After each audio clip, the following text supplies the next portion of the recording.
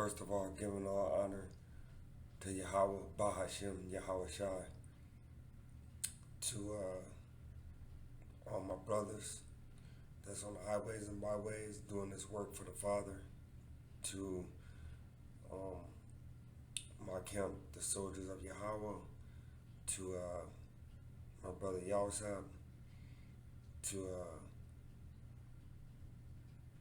all the brothers on the highway and byway doing this work daily to show yourself approved to the Father. Today's message, I would like to come out with who knows Paul's writings, because I know a lot of the institutes, they come and they think they know Paul, but yet they misquote Paul all the time with the famous John 3. Not Paul's not John 3:16, but they misquote John 3:16 as well as all other type of Paul writings. So I would just like to go into a little bit of this subject and go ahead and tackle this in the name of the Father and the Son. So first, I would like to start off with Romans chapter 7 and verse 1.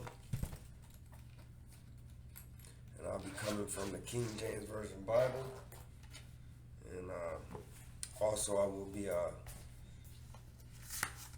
bringing a few scriptures from the King James Version Bible Apocrypha, which some say are not canonical, but they support the King James Version Bible. So the Most High has inspired me to use them. So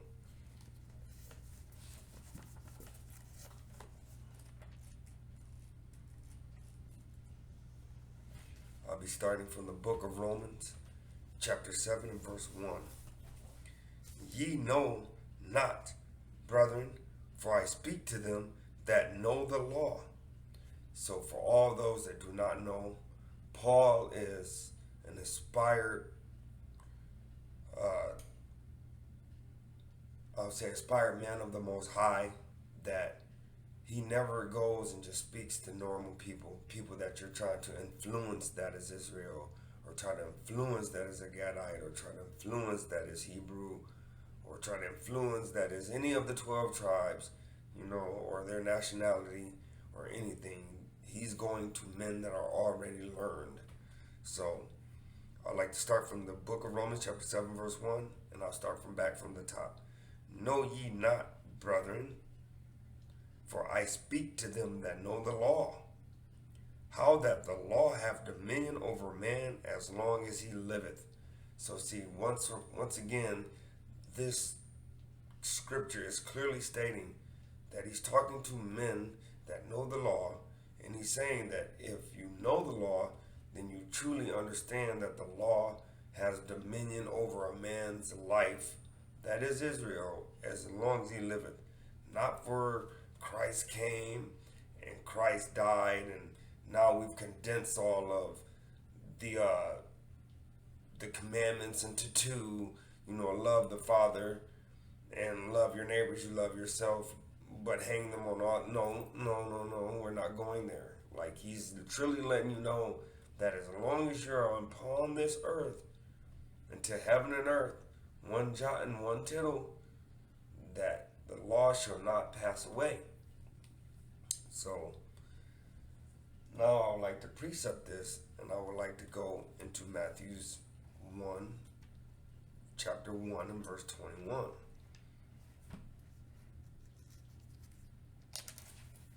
The book of Matthew, chapter 1 and verse 21. And she shall bring forth a son, and thou shalt call his name Jesus, for he shall save his people from their sins. So once again, we're clearly understanding that throughout all of these writings, that the Most High, that Yahweh Shai, all the prophets, no matter who has come, no matter who has spoken, they're clearly stating that they are only targeting one specific group, which is Israel.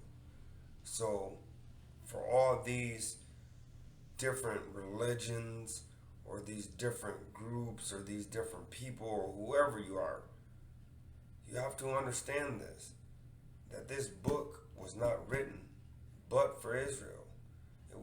forbidden for the Gentiles.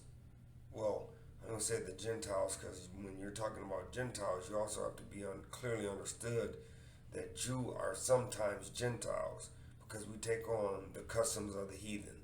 But, and for the sake of this class, he's not referring to any other nation but Israel. So now I would like to go to Psalms 147, and I'm going to pick it up from the 19th through the 20th verse.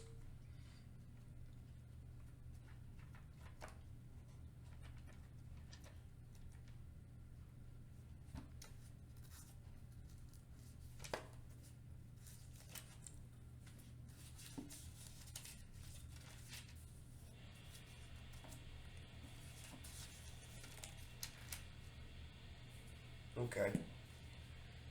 And once again, we're just going to show you a clear cut that when it comes to this book, it is not targeting anyone.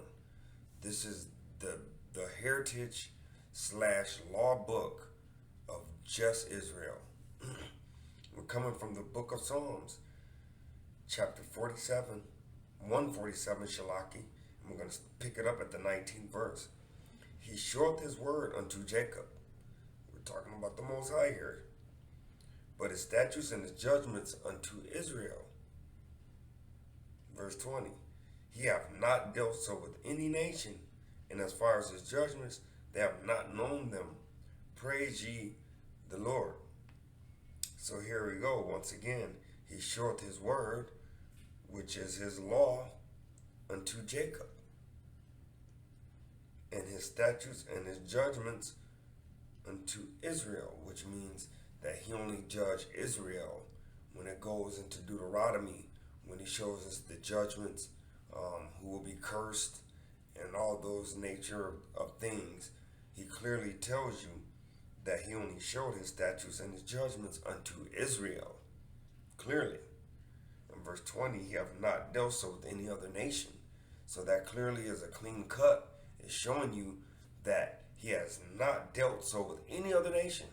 So no matter which nation of people you want to, try to put with these curses or with any other thing that the Most High have dealt with, no one has known these but the nation of Israel. And as for his judgments, they have not known them. Praise ye the Lord, because we're praising him, because we know that he's only dealing with Israel. He's not dealing with anyone else. So therefore, it is a very thankful time, if you are of Israel nation, that he's only dealing with us and just solely us. So now I would like to take you to Romans chapter 9, and we're going to pick it up on the 3rd verse.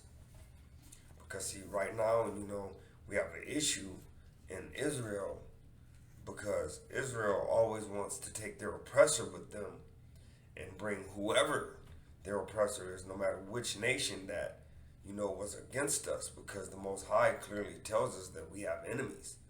In Deuteronomy, 28 verse 68, he clearly tells us that we have enemies. So we just have to be mindful.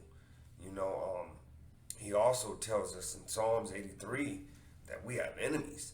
So we have to understand, Israel, that if the Most High tells us we have enemies, then we have to respect him, because if we don't respect his word, then that means he is a liar.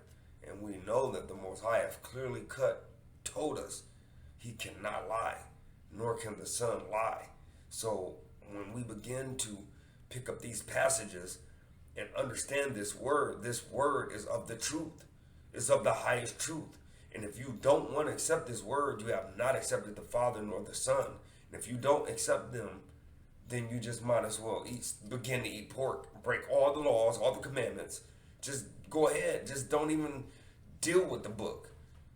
Don't deal with your laws. Don't deal with your whole high holy days. Just go off and be with the heathen, and you will be punished with the heathen. So we're going to go to the book of Romans chapter 9. We're going to pick it up at the 3rd verse. And he says, for I wish that myself were accursed from Christ. So this is clearly, once again, Paul stating that he wished that he could take the sins of the nation and be accursed from Yahushua himself. And he said, for my brethren. So he's definitely talking about blood, not a spiritual thing, but his true blood brothers. Because he's talking to people that know that they are Israel. And he says, my kinsmen, which kinfolk, you know how we do Hebrew Israelites, you know how we are. We say kinfolk, well, kinsmen, same thing, according to the flesh. So he's clearly establishing that he's coming for just fleshly. Who are Israelites? No, they may be, some other nation of people. Who are Israelites? Maybe he might be talking about everybody. Who are Israelites? To whom pertaineth the adoption? See, once again, we're going back to Matthew 1 and 21. You have to reiterate this to Israel because sometimes we get stiff-necked and hard-headed like the Father says. Who pertaineth adoption. And the glory and the covenants, the old and the new, and the giving of the law. See, right there, it's a clear cut. He's letting you understand that nobody gets the law but Israel and the service of God. No one else, no other nation gets the service of God but Israel. And the promises, the promise of eternal life. So we're going to skip down to verse 7. Verse 7, neither because they were the seed of Abraham are they all children, because we all were of the seed of Abraham. But in Isaac shall thy seed be called. So see, once again, the Most High is establishing that there is a clear bloodline, even though all seed were called from Abraham, but we're dealing with the seed of Isaac. So that is the seed of Isaac that we're going to deal with. So now we're going to go to Romans. And we're going to pick it up at the 11th chapter in the first verse. See, because you have to rightfully divide the word. You can't just read this word like a novel, once again, through one of my other classes I've taught. But we have to rightfully divide the word to understand where the Most High is trying to, relay the message to. So the book of Romans, chapter 11, verse 1. I say then, have Yahweh cast away his people? See, so he's establishing, asking a clear-cut question. So then, is it said? So then have Yahweh cast away his people, which is Israel? Yahweh forbid, for I also am an Israelite. See, he is establishing once again that he is an Israelite. He's not from any other nation. He's not from just a flim-flam, a side guy. I just want my besties to get in. The hell with that. No, we're not dealing with this. We're dealing with straight Israel, straight Hebrew Israelite. We're not dealing with anybody else. So just get it out your mind that, we're not dealing with everybody else. We're dealing with straight Israel of the seed of Abraham. See, another clear cut. It's a precept to where we just came from. It's a seed of Abraham, of the tribe of Benjamin, which is one of the 12 tribes. So see, he clearly letting you know. We'll go ahead and we'll stand to verse 2. God hath not cast away his people, which he foreknew. See, because he's establishing that he knew them from the beginning. What the scriptures, so he's saying, so what ye not what the scripture says of Elias, how he maketh intercession to God against Israel, saying, verse 3, Lord, they have killed the prophets and digged down thine altars, and I am left alone, and they seek my life. Because see, what Elias is clearly letting you understand, and what Paul is reiterating is that if you are coming in the truth, and you're a true oracle of the Most High, you got to be ready to lay your life down for this thing. This is not no joke, Israel. See, that's the problem. See, we get in this thing, we think it's a fashion statement with the fringes, we think, we put on the headbands, we can just be halfway in, but the Most High say he will spew you out if you lukewarm. He said he has more respect for someone that is cold than lukewarm. So Israel, what we need to do is we need to really buckle down and let's get back to these law, statutes, and commandments. Where the Most High have brought us to, man. He's given us everything. So we need to get sincere back into this word. You know, if you're in milk, that's all right. You know, you can love the sincere taste of milk, but just understand that we need to get back to this bread and then go ahead and get to that meat. So then that way you can get to that wine and you can understand this word, and then you can begin to dissect it, cut it down, and you can teach, because we are a nation of priesthood, which First Peter talks about 2:9. So come on now, we need to get back to our heritage now, Israel. So now we're going to go ahead, we're going to go to the second book of Corinthians, chapter 11 and verse 22. Because see, you know, we got to get back serious with this thing. You know, there's a lot of people that is lost out here, and, you know, it's our duty, Israel, to go and find our brethren and to bring this word to them and to teach them, because we are the teachers.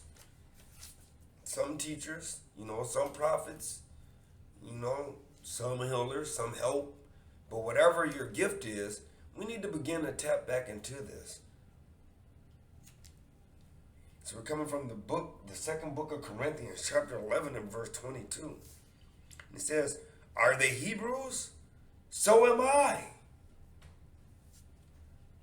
Are they the seed of Abraham? So am I." See, so once again, Paul's clearly stating that, are they Hebrews? Guess what? So am I. Are they Israelites? Guess what? So am I. Are they the seed of Abraham? So am I.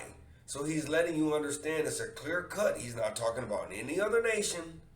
He's clearly establishing once again that we are all of the seed of Abraham, that we are all Hebrews, that we are all Israelites, and that we need to continue to get back to our heritage. Because if we want to go ahead and we bring up verse 23, are they ministers of Christ? I speak as a fool. I am more in labors, more abundant, in stripes above measure, in prisons more frequent. So see, he's clearly letting you understand that us that are Hebrew Israelites, we're going to go through all types of trials and tribulations. But we got to be ready to strap on these boots, to go through the mud, to do military cross, to use the spirit of discernment to understand that, okay, if we're out here and we're prophesying and it's getting a little hot, we got to leave. We can't sit there and just be ignorant. We got to use our spirit of discernment that the Most High has given us. And we got to go ahead and we got to go do what we got to do. And if it's getting hot, we got to go change locations. We got to do what we got to do. We got to pray, be in the spirit, and understand that when the Most High wants us to be out here doing this work, do it.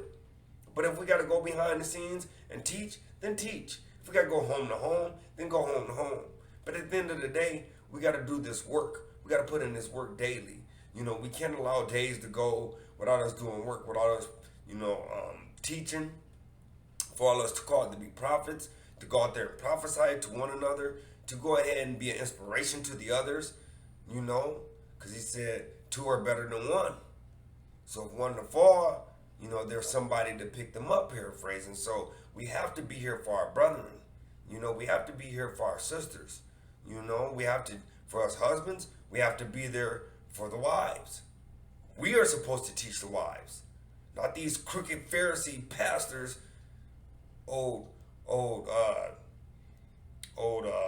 these, mega pastors, that mega Pharisees doing all these evil deeds and works. No, it's our job to teach our brethren, our job to teach our sister. Matter of fact, you know what I'm going to show you? I'm going to show you what I'm talking about. Because the thing of it is, people don't understand how serious it is when it comes to this word. They're going to all these mega churches and all these temples. I'm going to go to the book of Acts, chapter 7 and verse 48. I'm going to show you a little something. Because beyond popular belief, people keep thinking, I'm going to go to church and I'm going to do this. No. I'm going to show you what the Most High, where he dwell. Because he don't dwell in what y'all think.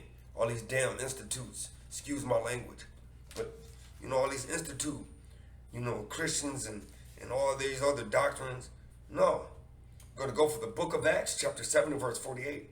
Howbeit, the Most High dwelleth not in temples, made with hands, as saith the prophets. So see, right there, the prophets are clearly telling you it's a clean cut. The Most High don't dwell in these temples made by hands. Beyond popular beliefs, everybody running out on the wrong day, Sunday. Believe it, that's not the Sabbath day. He said the seventh day. It's never changed throughout history. The order of the days, the name of the days may have changed, but the amount of days per week has never changed. So you need to get it through your head that the days have not changed. The names maybe have changed. But when it comes to the amount of days that have stayed the same, it have been a 7-day calendar throughout history. The amount of days in a month have changed. The name of the months maybe have changed. The name of the days in the months have changed. But the day, or the order 1 through 7 have never changed. So I'm going to get another precept to that. We're going to go to the book of Acts, chapter 17 and verse 24. Watch this, Israel. Because we got to get it through our skull. That, running out on Sunday, the wrong day, is not the way that the Most High dealt with it. We're going to go for the book of Acts, chapter 17 and verse 24. And it reads as such. God that made the world and all things therein. So the Most High, Yahweh, have made the world and all the things that are therein. Seeing that he is the Most High of heaven and earth, dwelleth not in temples made with hands.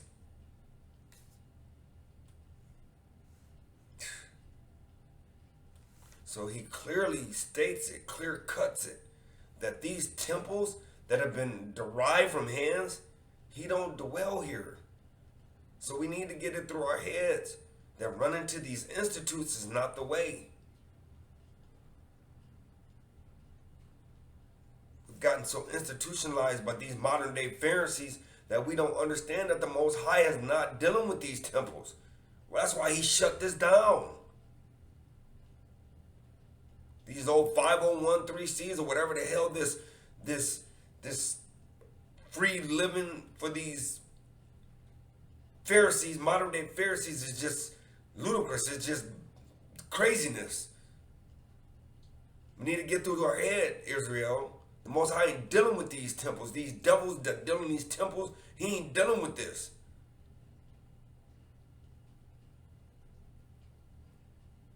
So we're going to pick it up.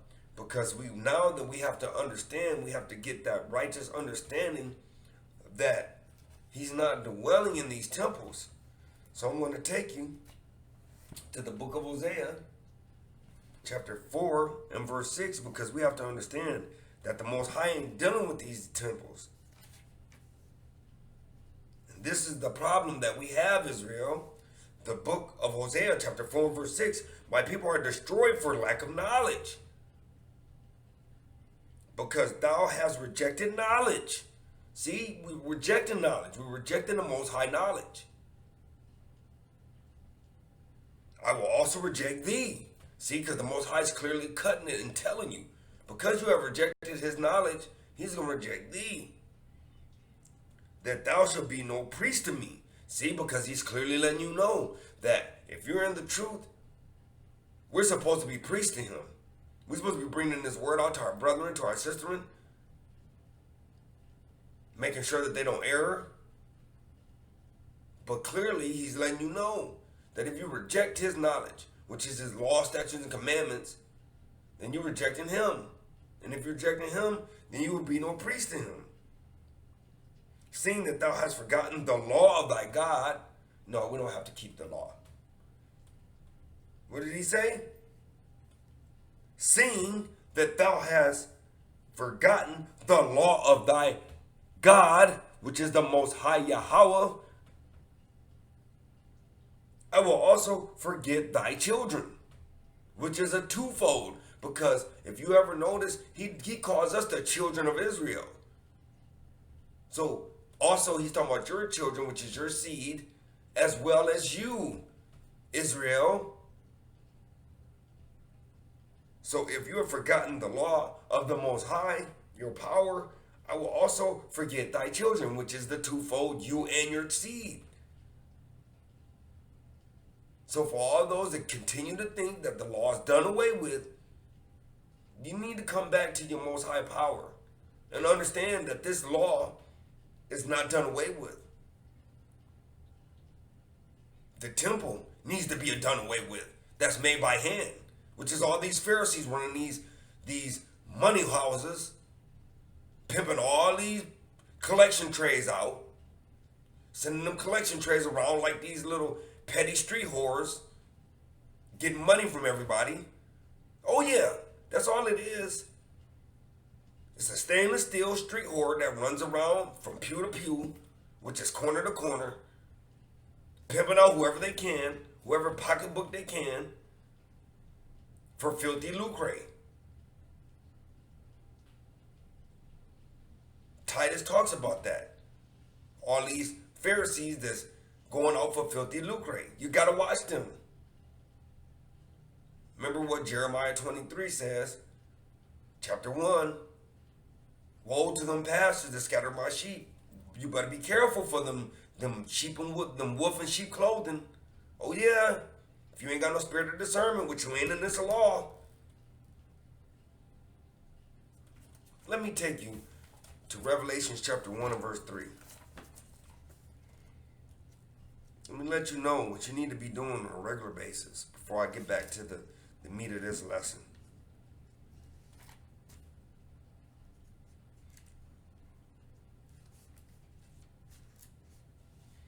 We're coming from the book of Revelation, chapter 1 and verse 3. Blessed is he that readeth. No, blessed is he that put the book in the back of his car up there on the mantle and let it get dust. Blessed is he that readeth. No, blessed is him that allow that Pharisee pastor to sit up there in that pew with his expensive fake suit on and read 2 verses in John 3:16 every Sunday. No, blessed is he that readeth, and they that hear the words of this prophecy, and keep those things which are written therein, for the time is at hand. Not, oh, well, we got time. No, the time is at hand. Keep these prophecies. The prophets, our forefathers before us, came and let us understand what's going on. We need to get it together, Israel.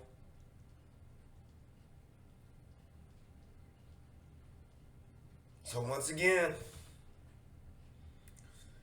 it's real hard-headed, so we got to reiterate it because our necks are stiff. I'm going to take you to the book of 1 John chapter 3 and 4 because I've already dealt with who got the law. So now I'm going to have to go ahead and go and reiterate, because if you don't have a law, how can you sin? Because what is sin? You know, and once you understand what sin is, then you can work on not sinning. But if you don't know what sin is, how can you work on not sinning? You don't know what it is. The book of 1 John, chapter 3 and verse 4. Whosoever committeth sin transgresseth also the law, for sin is the transgression of the law. So once again, we had to establish that sin is the transgression of the law. So for all those other nations that you want to buddy up with, guess what? They can eat as much pork as they want. Oh, guess what? Your favorite meal? Crab, seafood, lobster, anything without scales and gills and fins? Guess what? They can eat it. They can't sin. Dietary wasn't given to them. But guess what, Israel? Dietary was gave to you. So, all that fine cuisine is equaling to fine sinning. So Israel, you need to cut it out. Get rid of it. Fins and scales, yes. Matter of fact, the next message I'm going to give you, we're going to have to do the dietary because, beyond popular belief, once again, you think that you can just eat whatever you want. But the Most High was actually looking out for your benefit. It doesn't benefit him for you to eat righteously. It benefits you to eat righteously because you're getting all these ailments, all these physical problems. But do you notice when you go to the doctor, what's the first thing the doctor tells you? Oh, well, you have high blood pressure, hypertension, all these other ailments. Cut out the pork, cut out the seafood, cut out all these things. Guess what, Israel? If you followed the dietary law, you wouldn't have this problem in the first place. Because then you would clearly understand why the Most High took it out anyway. So we're going to go to the book of 2 Corinthians, and we're going to pick it up at the 4th chapter.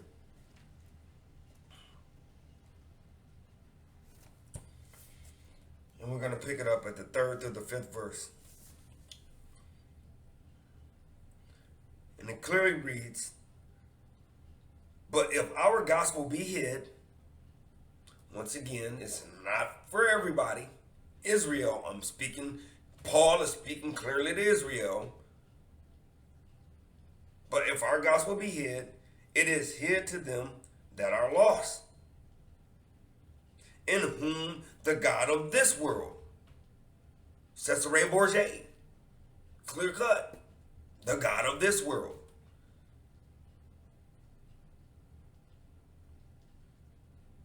hath blinded the minds of them which believe not. Do you see where the Most High is taking us at, Israel? Let me reiterate this. Let me reread this from the top, from verse 4. Because I really want this to sink in, Israel, to understand what he's stating in this passage. The book of 2 Corinthians chapter 4 and verse 4. In whom the God of this world have blinded the minds of them which believe not. This is for all these so-called Christians that says, oh, the law was done away with. When Christ came, he done away with the law. In whom the God of this world have blinded the minds of them which believe not. Clear cut. Clear cut. That believe not. Lest the light of the glorious gospel of Christ, Yahushua Mashiach, who is the image of the Most High, should shine into them. See, because the only way that any of us was woke up, because we were classified as filthy, dirty rags. So when he said, who is the image of God, should shine into them, how do you think any of us was woke up? All the ones that are in the truth now, that are keeping the law, statutes, and commandments. That's how we were woke up. Because the Most High saw he had mercy upon our souls. He gave us that grace through his son, Yahushua Mashiach, and gave us grace and shined upon us the filthy rags, clean us up, the washing of the word, Shalaki, the washing of the word, showed us that he loved us so much that he gave us the opportunity to be able to bring out his word, to be preached to him, and to show our brothers and sisters that you can walk this walk. But he said it's given to the one that endureth to the end. So verse 5, for we preach not ourselves. See, once again, he's letting you know the priest that we are. We don't preach of ourselves, but Yahushua Mashiach, the Lord, and ourselves, your servants, for Yahushua's sake. Because he came and died for us, and the Father raised him again, so that way we can bring this word out, the truth, the way that he intended it to be done. Verse 6, for Yahweh, who commanded the light to shine out of darkness. See, once again, he put us from darkness into light, Israel. so that we may have the opportunity at the tree of life, so we can walk in the midst of darkness, which is sin, to shine, to bring our Father's life, which is the light, which is righteousness, to live righteous, to shine out of darkness, have shine in our hearts, because he gave us another opportunity, which is our minds, our hearts, to give the light of knowledge, to give the light of knowledge to our fellow brother, to our fellow sister, to our children.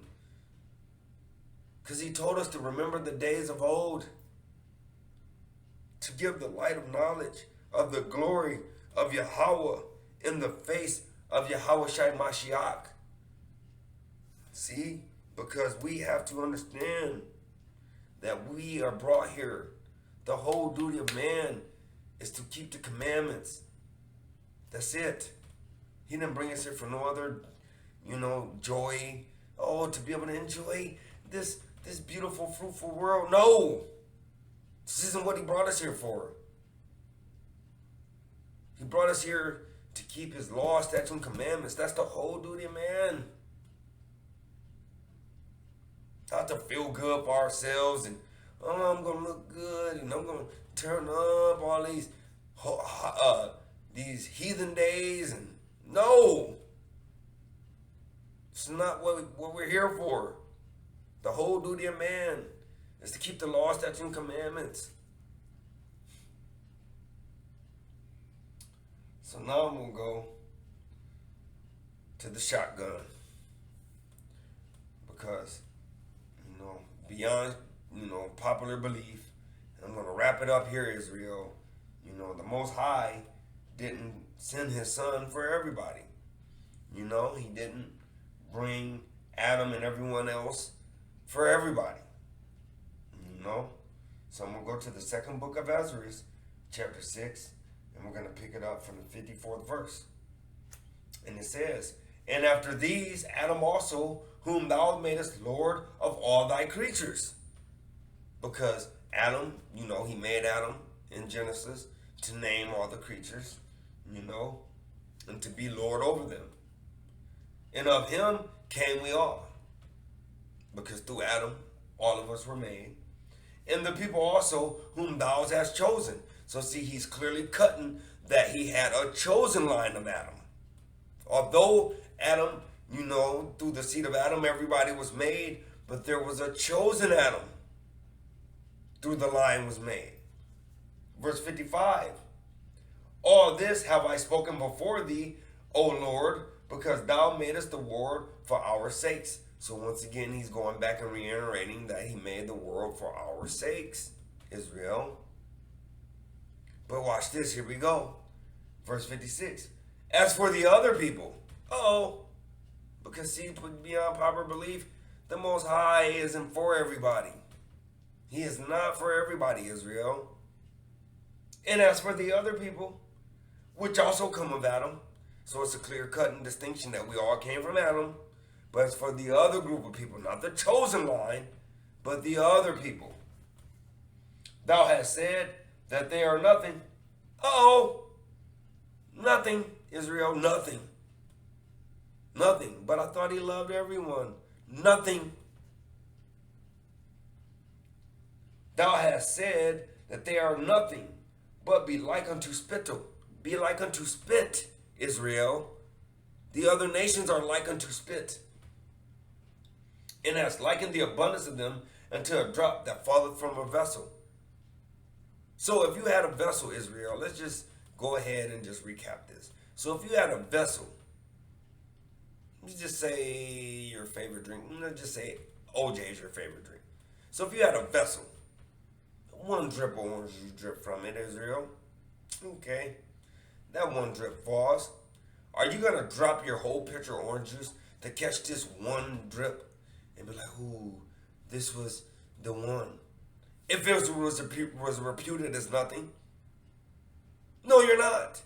If it was reputed as nothing, if that drip was nothing, you're not going to catch this one drip and lose the something for the drip of nothing. No, you're not. You're going to keep the something and allow that nothing to fall.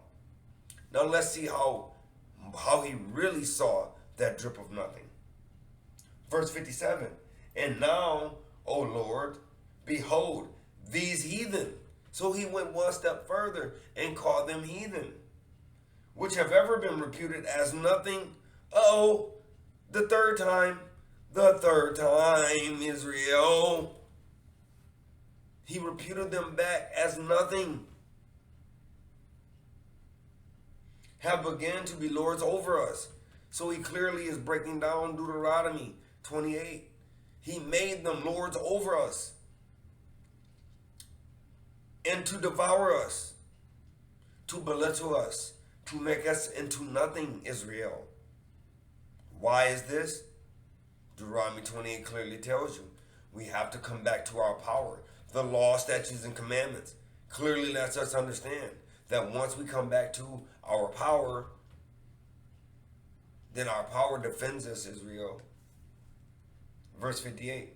But we thy people, whom thou hast called thy firstborn, hello, Israel, the Most High called us his people.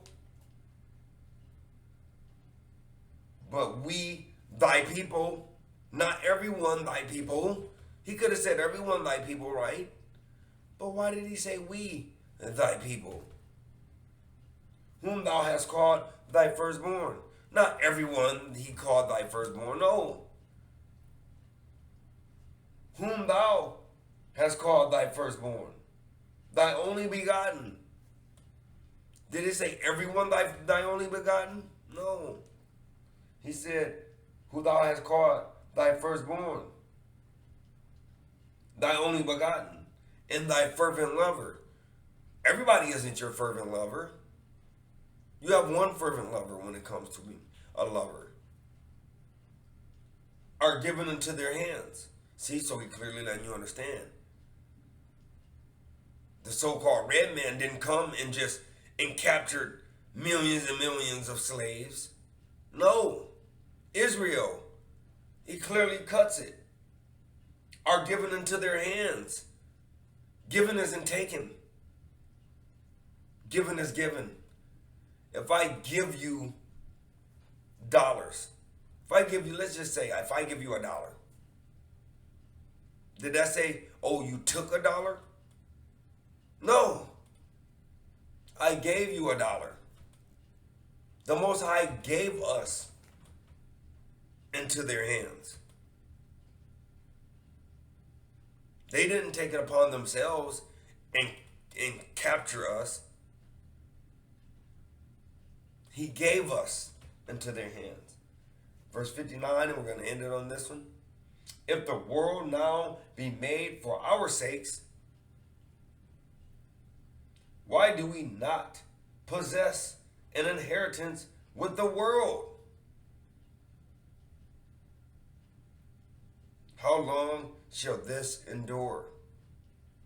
And these are questions that Esdras had because, if it was made for our sakes, he just clearly cutting and saying, why don't we possess an inheritance with the world? And because the Most High clearly lets us understand, that the world, if you were in the world would love its own.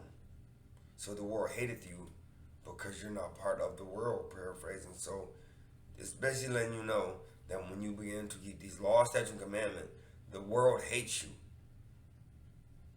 The world hates you. So I just want to, give a shout out to, to all my brethren that's in this laborious work, that, don't give up. Continue this hard fight for the Most High. And whenever you get weary, whenever you get tired, just remember what Yahweh Shai went through. This walk, he never said it was going to be easy. He didn't ever say it was going to be laborious. He never said that it wasn't going to be hard. He never said that you were not going to ever want to give up.